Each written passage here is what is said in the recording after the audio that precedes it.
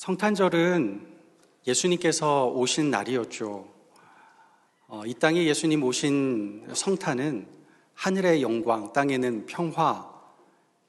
우리 예수님 오신 이유가 이 땅에 평강을 허락해 주시기 원하셨는 건데요. 지난주 주일 성탄절 지나고 한 주가 지났습니다. 그 한 주 동안 돌아보니 이 땅에 평화가 찾아왔는가. 또 한편으로 보면 이곳저곳 세계 곳곳에서 전쟁의 포화가 오히려 더 심해진 것 같고요. 또 우리 사회 혼란하기는 여전하고 경제는 심각하기는 여전하는 걸 보면서 참 이 땅의 평화를 누리기가 어렵구나 생각이 들었습니다. 올 한해 여러분 평화롭게 또 하나님께 영광, 땅에는 평화 누리고 살으셨는지 모르겠습니다. 그럼에도 불구하고 우리가 감사할 거리가 있죠. 세상에 어떤 환경과 상황, 어떤 기후, 재난 있다 할지라도 이렇게 함께 모여서 예배할 수 있다는 게 너무나 감사한 일이라 생각이 됩니다. 자유롭게 예배할 수 있고 함께 예배할 수 있는 믿음의 형제자매 있다는 것, 또 함께 예배 드릴 수 있는 이 구촉교회가 있다는 게 너무나 감사한 일이라 생각이 됩니다. 아까 인사도 나누긴 했지만 옆에 분하고 한번 인사 나누면 좋을 것 같습니다. 성도님이 함께 계셔서 참 감사합니다. 이렇게 인사 나누면 좋겠습니다. 함께 인사하시죠.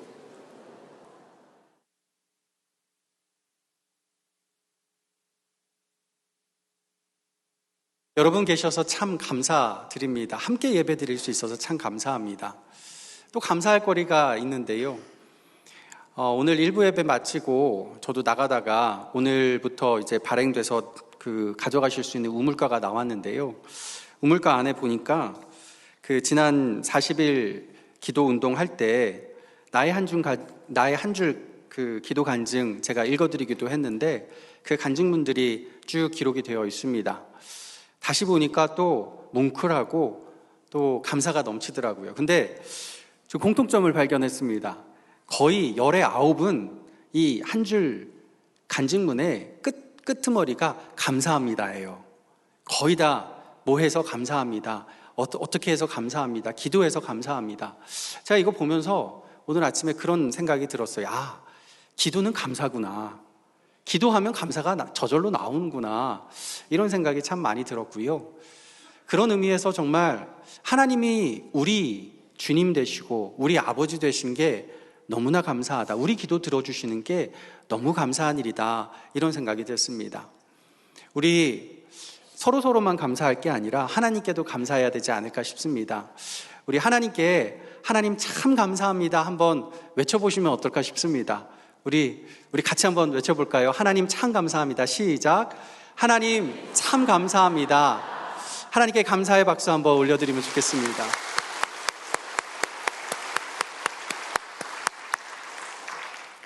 올 한해 여러분 살면서 감사할 거리가 참 많은데 그 중에 최고의 감사로 하나님께 올려드릴 것은 하나님이 내 아버지 되시고 여전히 나와 함께 하심 너무나 감사합니다. 이 감사의 제목이 1번이 되었으면 좋겠습니다. 오늘 본문 말씀은 성탄절이 지난 후입니다. 요셉과 마리아는 태어난 지 40일이 된 아기 예수를 품에 안고 예루살렘 성전으로 올라갑니다. 남자 아기가 40일이 되면 정결례 제사를 드려야 되기에 예루살렘 성전으로 올라가야 했죠. 거기서 그들은 성전에서 가장 유명했던 2명의 신앙의 거장을 만납니다. 시므온과 안나. 이들의 축복을 받게 되죠. 이날 이들은 예루살렘 성전에 있었지만 예루살렘 왕궁에 있던 헤롯 왕의 눈에는 띄지 않았어요. 정결례를 마친 이들은 아기 예수를 품에 다시 품고 베들레헴으로 돌아오게 됩니다. 40일이 지나고 난 다음에도 베들레헴에 있었다는 이야기는 아마도 갈릴리 나사렛에서 목수일을 일용직 노동일을 하다가 어차피 베들레헴에 멀리 가야 되니까 이랬던 것 같아요.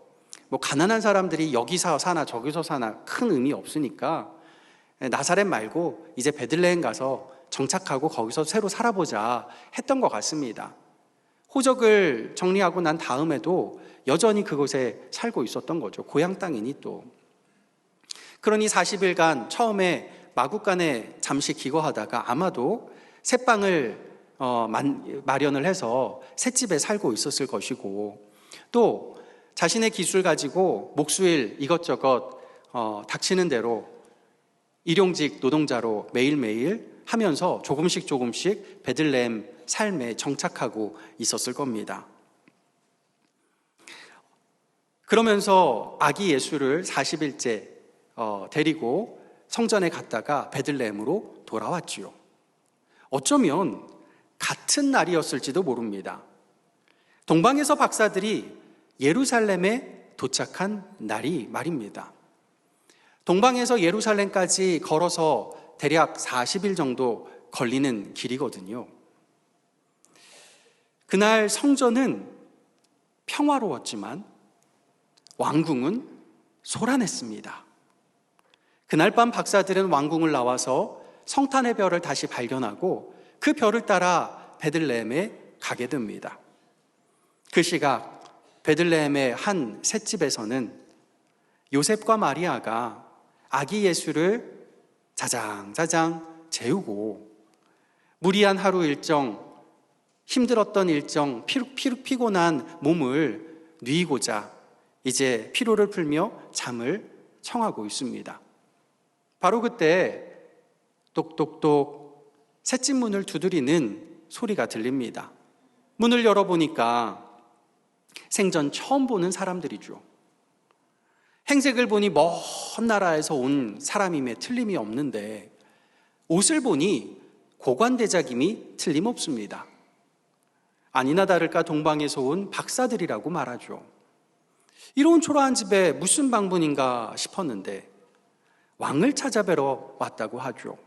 무슨 왕인가 싶었는데 새근새근 잠든 아기 예수를 보고는 그 앞에 엎드려 절하고 황금과 유향과 몰약이 담긴 보배함을 열어서 아기께 드립니다. 요셉과 마리아 부부는 너무나 놀랐어요. 이 어찌 일인가? 하나님의 놀라운 역사구나 찬양했을 겁니다. 이젠 우리의 초라한 형편도 이제 좀 펴지겠구나 생각하며 기대했을지도 모릅니다. 만약에 황금 유향 몰약 보배함을 보고 난 요셉이 나쁜 아빠였다면 자기 피가 섞이지 않은 이 아기 예수 앵벌이에서 한몫 단단히 챙길 수 있겠다, 이런 생각도 해볼 수도 있었을 거예요. 충분히 가능한 생각이죠. 다행히 하나님은 예수님의 아빠로 의로운 사람을 선택해 주셨어요. 어쨌든 요셉의 가슴은 지금부터 하나님 어떤 구원 역사를 일으켜 주실까, 이런 선한 기대감으로 두근두근 했을 겁니다. 오늘 본문은 요셉의 마음을 감동케 했던 동방 박사들이 떠난 후부터 시작됩니다.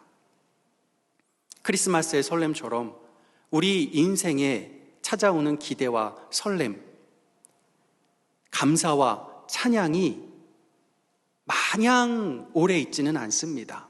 영원히 있지는 않아요. 어느 순간 떠나고 말죠. 그렇게 떠난 후에 우리는 무엇을 해야 할까요? 오늘 본문에서 세 가지로 살펴보기를 소망합니다. 첫 번째입니다. 그들이 떠난 후에 무엇을 했을까요? 기도입니다. 13절 말씀 우리 같이 읽어보겠습니다. 13절입니다. 그들이 떠난 후에 주의 사자가 요셉에게 현몽하여 이르되 헤롯이 아기를 찾아 죽이려 하니 일어나 아기와 그의 어머니를 데리고 애굽으로 피하여 내가 네게 이르기까지 거기 있으라 하시니 아멘. 지금은 요셉을 들뜨게 했던 동방 박사들이 떠난 후입니다.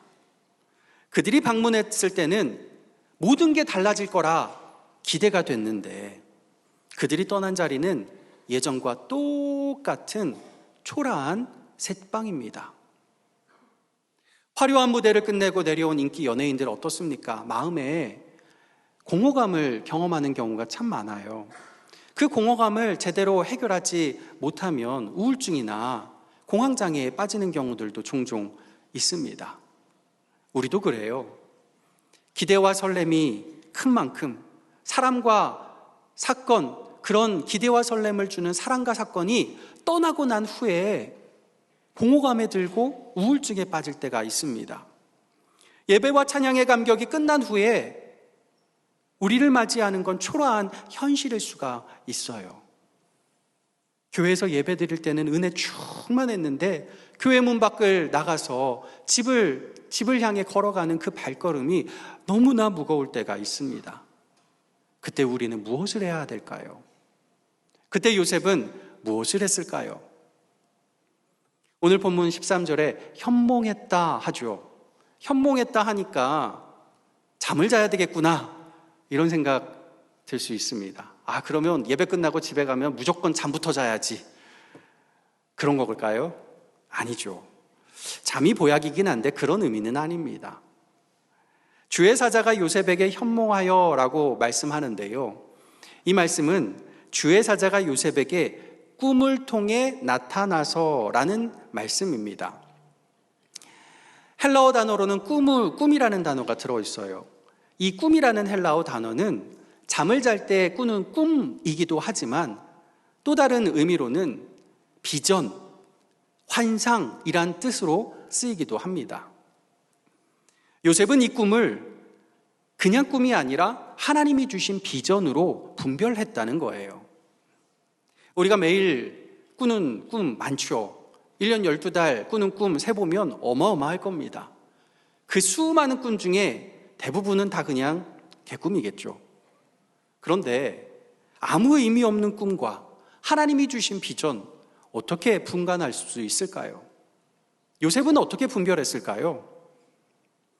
시간을 거슬러 올라가서 마태복음 1장 20절에 보면 주의 사자가 처음으로 요셉에게 현몽하는 사건이 나옵니다.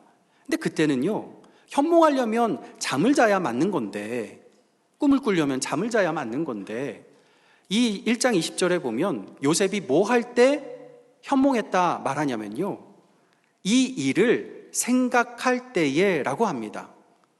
잠을 잘 때 현몽했다고 안 하고요, 이 일을 생각할 때에 현몽했다. 여기서 생각하다라는 헬라어 단어가 그냥 가볍게 생각한다 이 말이 아니고요, 깊이 생각한다, 반추한다, 묵상한다, 이런 뜻입니다. 요셉이 깊은 묵상으로 기도할 때 주의 사자가 현몽, 환상으로, 비전으로 나타났다는 것이죠. 그러니 이 꿈이 하나님이 주신 비전이란 것을 쉽게 분간할 수 있었던 겁니다. 오늘 본문도 마찬가지였을 겁니다. 동방 박사들이 떠난 후에 요셉은 대자로 누워서 쿨쿨 잠든 게 아닙니다. 설렜던 그들의 방문 후에 초라한 일상, 초라한 가정에 남아있지만 흥분을 가라앉히고 잠잠히 묵상하며 기도하는 거죠. 바로 그때 주의 사자가 찾아온 겁니다. 설렜던 성탄절과 한 해를 모두 보낸 이 시점, 우리를 설레게 한 사람과 사건 아마 있으셨을 겁니다.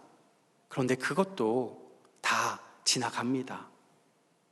그 모든 설렘과 기대가 다 지나간 후에 우리가 해야 할 일 바로 이것입니다. 깊은 묵상 기도죠. 하나님이 왜 나에게 이 사람과 사건을 허락해 주셨나 깊이 묵상하며 기도하는 것입니다. 그러면 우리를 들뜨게 한 설렘이 우리를 공허하게 하는 우울로 변질되지 않고 주님의 음성 듣고 주님의 뜻을 밝히 깨달아 아는 역사로 변화될 줄 믿습니다. 두 번째입니다. 그러면 기도했잖아요. 기도한 후에는 무엇을 해야 될까요? 순종입니다. 순종. 14절 말씀 우리 같이 읽어보겠습니다. 요셉이 일어나서 밤에 아기와 그의 어머니를 데리고 애굽으로 떠나가. 아멘. 기도는 간구이자 결단입니다. 기도는 하나님께 우리가 드리는 간구이기도 하지만 하나님께서 우리에게 응답 주실 때 그 응답에 절대 순종하겠습니다 하는 결단이기도 합니다. 그래서 기도만큼 중요한 건 순종이에요. 기도 가운데 응답받은 요셉, 천사의 지시 그대로 즉시 순종했습니다. 이 그대로 즉시의 순종이 생각보다 참 쉽지가 않습니다. 제일 쉬운 선택지는 이거예요. 이건 개꿈이야. 그러고 발 뻗고 자는 거죠. 얼마나 편해요. 그 다음 쉬운 선택지는 이겁니다. 순종하기는 하지만 천사가 특정한 시간을 특정하지는 않았거든요. 그러니까 굳이 이 밤에 하는 겁니다. 굳이 이 밤에. 아유, 피곤한데 굳이 이 밤에. 내일 일어나서 피로 다 풀고 건강한 몸으로 내일 해 뜨면 열심히 출발하는 거야. 그렇게 해석할 수도 있죠. 그것도 순종이라고 할 수 있기는 한데 그대로 즉시의 순종은 아닙니다. 가장 어려운 순종은요, 꿈 하나 때문에 묵상 기도하다 갑자기 깨달은 하나님의 비전 그 하나 때문에 이제 겨우 새로 이사 와서 새로 정착해서 이제 겨우 가정의 행복을, 일의 행복을 누릴, 아주 조금 누리기 시작한 이 순간, 내가 꿈꾸던 이 삶을 버리고 한밤중에 일어나서 잠든 아내 깨우고 곤히 자고 있는 40일밖에 안 된 신생아 깨우고 서둘러서 채비해서 떠나는 겁니다. 이게 쉬운 일일까요? 여러분 꿈 안 꿨다고 그 밤에 그 즉시 일어나서 이 일을 할 수 있겠습니까? 정말 쉽지 않은 순종입니다. 선택지가 하나밖에 없을 때는요, 에이 그래 어쩔 수 없지 뭐 그냥 밀려라도 가야지 그러면서 순종할 수 있어요. 그런데 선택지가 여럿이고 빠져나갈 구멍이 여럿이 되면 이게 그대로 즉시의 순종이 정말 어렵습니다. 그러나 기도의 응답을 주신 하나님은 응답대로 순종하는 자에게 힘을 허락해 주시는 줄 믿습니다. 19세기 말 대표적인 복음주의 신학자이자 목회자였던 앤드류 머레이 목사님이 쓰신 책 중에 완전한 순종이란 책이 있습니다. 이 책에 보면 순종에 대해서 목사님이 이렇게 말씀하세요. 하나님께서 여러분의 순종을 기대하십니다. 하나님께서 여러분의 순종을 성취하십니다. 하나님께서 여러분의 순종을 받아들이십니다. 하나님께서 여러분의 순종을 유지하십니다. 하나님께서 여러분이 순종할 때 복을 베푸십니다. 반복되는 어구가 뭐죠?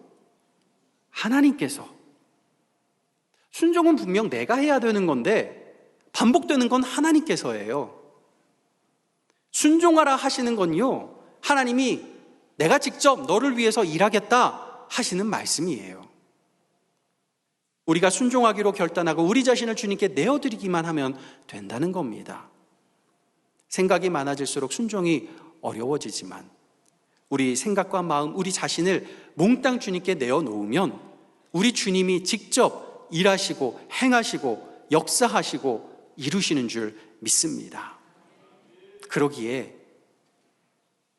즉각 순종할 때 순종은 쉬워지게 되고 그 순종이 복이 되는 줄 믿습니다. 마지막 세 번째입니다. 그러면 기도하고 순종했어요. 그럼 순종한 후에는 뭘 해야 될까요? 해석입니다. 해석. 15절 말씀 우리 같이 한번 읽어보겠습니다. 헤롯이 죽기까지 거기 있었으니 이는 주께서 선지자를 통하여 말씀하신 바 애굽으로부터 내 아들을 불렀다 함을 이루려 하심이라. 아멘. 요셉은 기도 응답에 즉각 순종했습니다. 즉시 애굽으로 내려갔죠. 낯선 땅에서 새롭게 목수일을 다시 시작해야 했고 잠시 거할 집도 마련해야 했습니다. 거기서 아기를 키우게 되었죠. 새로운 터전에서 시작하는 새로운 삶이지만 녹록한 삶은 아닙니다. 동방박사가 준 황금 유황 모략 가지고 생활 미천은 그래도 마련을 했지만 여전히 바쁘고 초라한 일상은 똑같습니다. 위대한 순종을 했지만 형편이 나아진 건 아니에요. 사는 곳만 바뀌었을 뿐 애굽의 현실에서 쳇바퀴 구르는 바쁘고 초라한 인생은 여전합니다. 그러나 아무리 바쁘고 아무리 초라해도 이때 꼭 해야 하는 일이 있습니다. 성경 말씀을 읽고 그 말씀으로 내 인생을 해석하는 일입니다. 기도하고 응답받아서 즉시 순종할 때는 생각할 겨를이 없어요. 무조건 순종해야죠. 생각을 하는 게 아니라 몸이 순종해야 합니다. 그때는 해석할 겨를이 없어요. 순종 다 하고 난 다음에 시간이 이제 여유가 생기면 그때부터 내 기도가, 내 순종이 하나님 말씀에 합한 것인가 해석하고 해석해야 합니다. 15절에 보면 요셉과 그 가정은 헤롯이 죽기까지 애굽에 있었다 말을 하죠. 그때 이들이 무엇을 했을까 하고 보니까 15절에 뭐라고 그러죠? 헤롯이 죽기까지 애굽에 있었다 하고 그 다음 말이 이는 이란 말이 나옵니다. 이는 하면서 구약 선지자의 글이 인용되고 있어요. 누구의 글일까요? 호세아 선지자의 글입니다. 호세아 11장 1절 말씀인데요. 이렇습니다. 이스라엘이 어렸을 때 내가 사랑하여 내 아들을 애굽에서 불러냈거늘. 애굽에서 불러내려면 우선 애굽으로 내려가야죠. 내려가 있어야 불러낼 수 있죠. 하나님께서 이 예언의 말씀을 이루시기 위해서 요셉의 가정을 애굽으로 내려가게 했다는 거예요. 구약의 호세아 말씀이 인용되고 이 말씀이 이루어졌다는 해석 누가 한 것일까요? 나중에 예수님이 제자들 불러놓고 본인 신생아 때 이야기하면서 내가 신생아 때 말이야 우리 부모님이 이렇게 했어. 내가 그거 기억나는데 이러면서 말씀하셨을까요? 아닐 겁니다. 그건 아닐 거예요. 아마도 예수님 부활 승천 이후에 예수님의 어머니 마리아가 예수님의 제자들과 또 교회 성도들 함께 예배하며 함께 이야기 나눌 때마다 예수님 이야기 많이 했겠죠. 그 중에서 예수님의 어린 시절 이야기 참 많이 했을 겁니다. 이 신생아 때 이 이야기, 애굽으로 내려간 이야기를 하면서 그때 호세아 말씀 인용하면서 이 말씀이 그때 이루어진 거야. 아마 그런 이야기들을 나누었겠죠. 그럼 이건 마리아만의 성경 해석이었을까요? 그것도 아닐 겁니다. 먼저 별세한 남편 요셉, 그 요셉과 함께 살 때 함께 나누었던 이야기 중에 이 말씀이 있었던 것이죠. 젊은 시절 두 부부가 애굽에서 어린 예수님 키우면서 하루를 마무리하는 시간, 하루 온종일 아기 키우고 또 일하면서 힘들고 지친 그 몸 가지고 집에 와서 그 피곤한 몸 누워서 자고 싶긴 하지만 여보 그래도 우리 애국까지 왔지만 타국에 왔지만 하나님의 아들을 키우는 우리 부부인데 지금 이 시간 우리 짧게라도 가정예배 드려야 하지 않겠소? 그러면서 두 부부가 예배를 드렸겠죠. 예배 드리면서 말씀을 읽었을 겁니다. 어느 날 하루 호세아 말씀을 읽으며 가정예배 드리는데 그 말씀 속에서 발견한 거죠. 아, 이거구나. 우리가 애굽에 내려온 이유가 이것이었구나. 이 모두가 성경에 예언된 그대로구나. 내 삶이 하나님 말씀의 성취로구나 깨달은 겁니다. 비록 머나먼 땅 애굽으로 도망와서 있지만 아기 예수의 성탄 후 지금까지 40여일간의 삶 돌이켜보니 하나님의 은혜 아닌 것이 없었음을 깨닫게 됩니다. 제대로 된 가정 하나 꾸리지도 못했던 가난하고 못난 자신인데 아내와 아들을 얻었어요.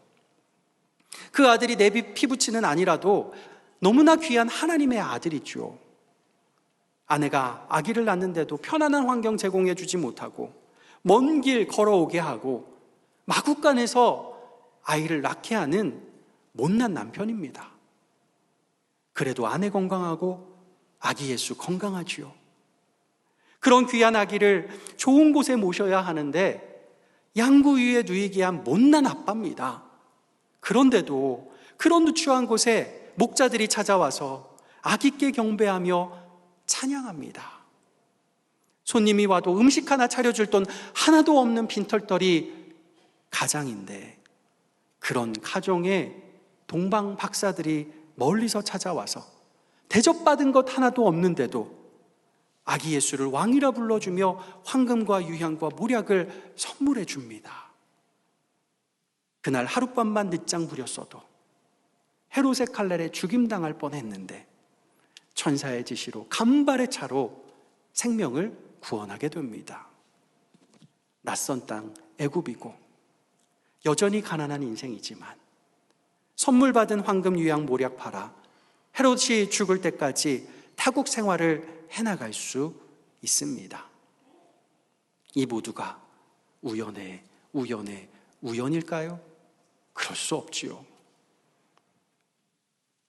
한치의 오차도 없이 치밀하게 계획되지 않고는 있을 수 없는 일임을, 하나님의 계획하심, 하나님의 섭리임을 깨닫게 된 겁니다. 지금까지 지내온 것 주의 크신 은혜라, 주의 크신 계획과 섭리라 고백한 것이죠. 그리고 이 모두가 오래전 성경에 기록된 그 예언의 말씀 그대로 이루어진 사건임을 깨닫게 됩니다. 이렇게 성경 말씀으로 내 기도와 내 순종을 해석하고 나니 깨닫게 되죠. 아, 내 인생은 성경 말씀의 성취구나. 여러분 자신 가슴에 손을 얹고 한번 여러분 자신에게 한번 이야기 나눠보면 어떨까 싶어요. 내 인생은 성경 말씀의 성취입니다. 이렇게 자신에게 말씀해 보십시오. 시작. 내 인생은 성경 말씀의 성취입니다. 그러한 줄 믿습니다. 여러분 이 자리에 계시고 하나님의 자녀 되신 것 성경 말씀의 성취인 줄 믿습니다. 올 한해 기대와 설렘으로 시작했던 우리 열심히 기도해 왔습니다. 홀로 기도하기도 하고 기도나무로 기도 친구를 삼아서 함께 기도하기도 하고 또 기도회에 모여서 합심하여 기도하기도 했습니다. 그 기도 가운데 하나님의 응답이 있었고 지금도 우리 주님이 응답해 주시고 계신 줄 믿습니다. 받은 응답대로 순종하시는 분들 여기 많이 계시리라 믿습니다. 또 지금도 마음의 감동대로 하나님 응답해 주시면 그대로 순종하겠다 결단하시고 계심을 믿습니다.